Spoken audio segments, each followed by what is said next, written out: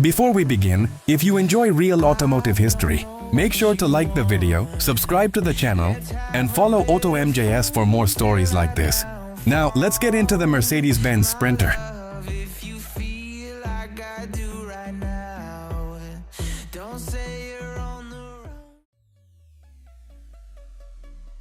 The Mercedes-Benz Sprinter was introduced in 1995, replacing the aging T1 Bremer Transporter, and it marked a complete break from the past. This was not an update or facelift. It was an entirely new vehicle, designed from the ground up. For the first time in its class, the Sprinter adopted a front-engine, rear-wheel drive layout combined with a self-supporting body, moving away from the traditional truck-based chassis used by many rivals at the time. The goal was clear: better handling, higher safety standards, and improved efficiency. At launch, the Sprinter was offered in multiple wheelbases, roof heights, and body lengths, including cargo vans, passenger vans, chassis cab, and minibuses. Payload capacities ranged from approximately 2.6 to 3.5 tons. Gross vehicle weight, depending on configuration. Engine options included 4- and 5-cylinder diesel engines, such as the 2.3-liter naturally aspirated diesel and later 2.9-liter turbo diesel, producing between 79 HP and 122 HP, as well as gasoline engines in some markets. Transmissions were 5-speed manual with rear-wheel drive as standard.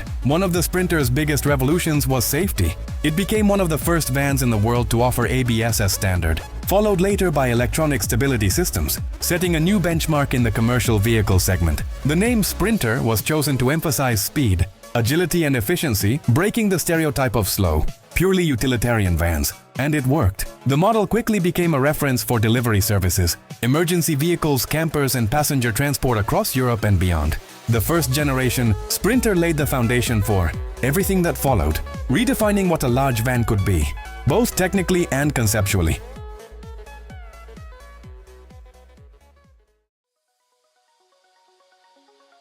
By the year 2000, the Sprinter had already proven itself.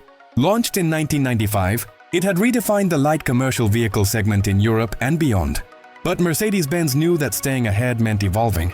So in 2000, the first major facelift arrived. Visually, the changes were clear. The front end became more modern and open, with redesigned headlights, a new grille, and a cleaner bumper layout. The goal wasn't style.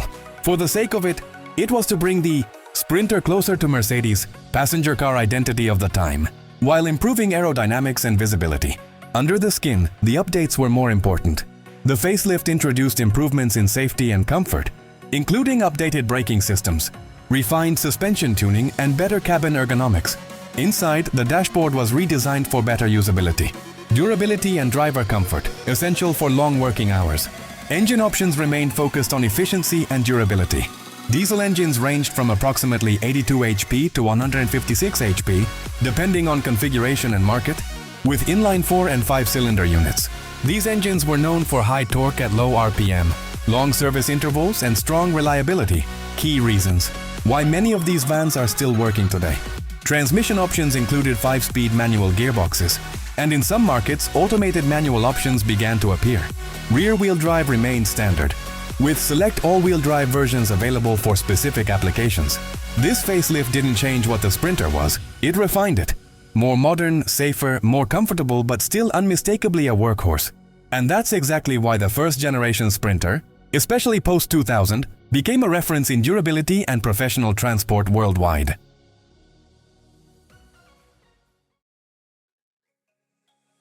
The second-generation Mercedes-Benz Sprinter was officially introduced in 2006, marking the first complete redesign. Since the original model, launched in 1995, this was not a facelift, it was an entirely new vehicle. The platform was completely re-engineered. The body became larger, wider, and stiffer, with a significant increase in load capacity and structural rigidity. Mercedes offered 3 wheelbases, 4 body lengths, and roof heights up to 2.14 meters, allowing cargo volumes of up to 17 cubic meters, depending on configuration. Engine options expanded. In Europe, the Sprinter received 4-cylinder CDI, diesel engines ranging from 88 to 156 horsepower, and a V6 3.0.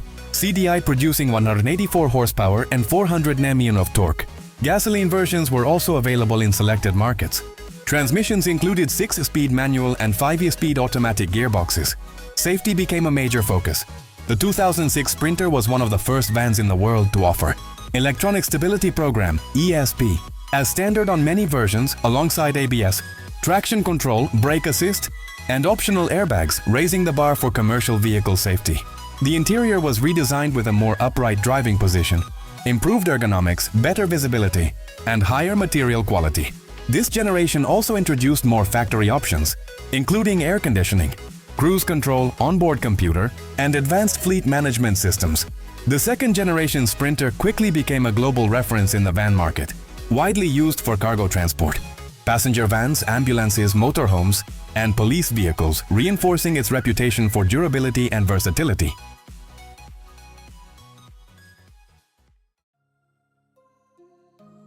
The 2013 Mercedes-Benz Sprinter represents a key moment in the evolution of one of the world's most successful large vans.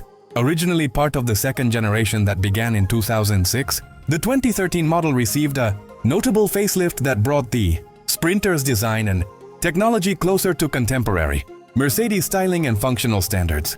From the outside, the 2013 Sprinter introduced a redesigned front fascia, with a more pronounced grille and sharper lines. Headlights were updated, often with optional BA-xenon units and LED daytime running lights, improving visibility and giving the van a modern face that matched other Mercedes commercial vehicles. These visual changes were more than cosmetic. They helped aerodynamics and pedestrian safety while reinforcing brand identity. Under the skin, the 2013 Sprinter continued with reliable and efficient engine options. The van was offered in multiple variants such as 311 CDI, 415 CDI and 515 CDI, each tailored to different payload and usage needs.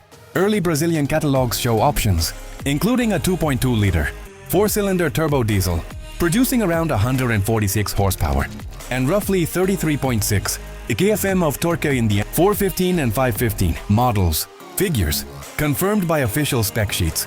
The 311 variant, often marketed for lighter duty, used a similar 2.2 diesel with lower output around 114 HP and 28.5 kfm, emphasizing fuel efficiency and urban versatility. One of the defining features of the 2013 model was its Blue Efficiency technology, which focused on reducing fuel consumption and emissions.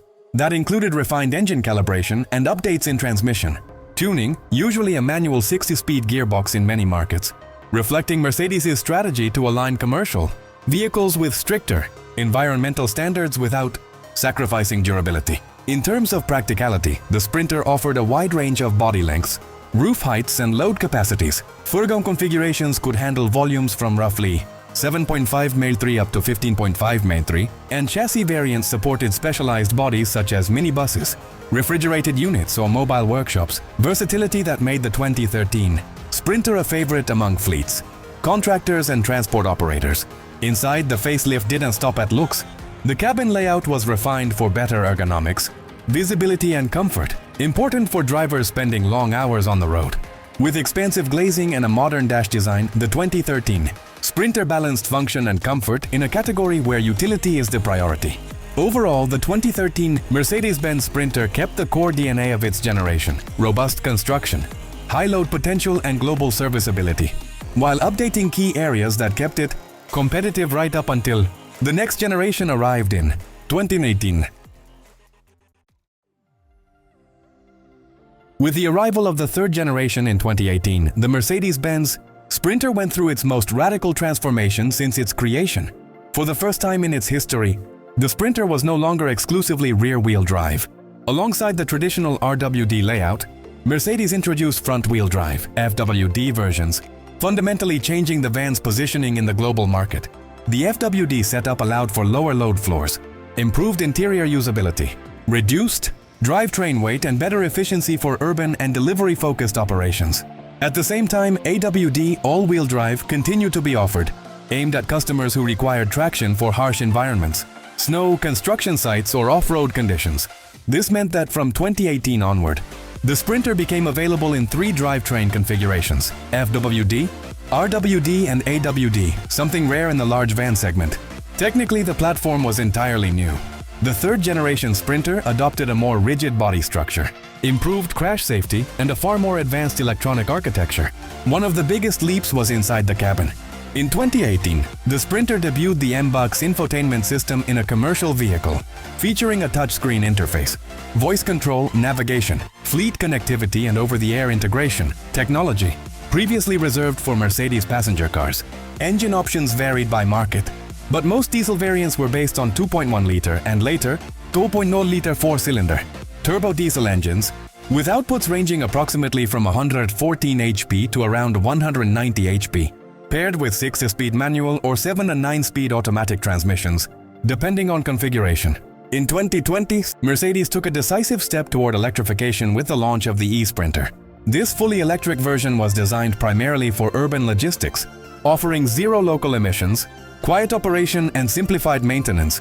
Early versions focused on cargo delivery, with battery capacities and ranges optimized for city routes rather than long-distance hauling.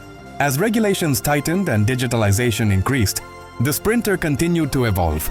Software updates, driver assistance systems, fleet management tools and safety technologies were progressively expanded, reinforcing the Sprinter's role not just as a vehicle, but as a connected working platform.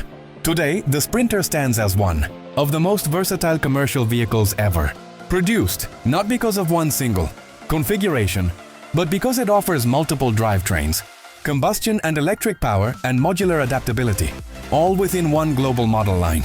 From rear-wheel drive routes to front-wheel drive efficiency, from diesel durability to electric mobility, the modern Sprinter reflects how commercial vehicles have evolved to meet the demands of a changing world. And this is where the story brings us today. From its origins to the present generation, the Sprinter has never stopped evolving, adapting, improving, and redefining what a commercial vehicle can be. This isn't just a van.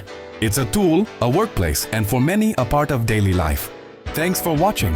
If you enjoyed this journey, leave a like, subscribe, and follow Auto MJS for more automotive history and stories.